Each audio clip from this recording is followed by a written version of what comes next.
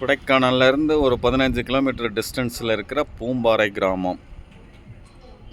மலைகளுக்கு நடுவில் இயற்கை எழில் சூழ்ந்த முறையில் இருக்குது. இந்த சிவலப்பேரி பாண்டி படம் வந்து இங்கே தான் எடுத்தது. சுற்றி வர ரியல் எஸ்டேட்டுக்கு அது இதுன்னு இருக்குது. இந்த மலை மேலே ஏதோ லாட்ஜு கூட கட்டியிருக்காங்க.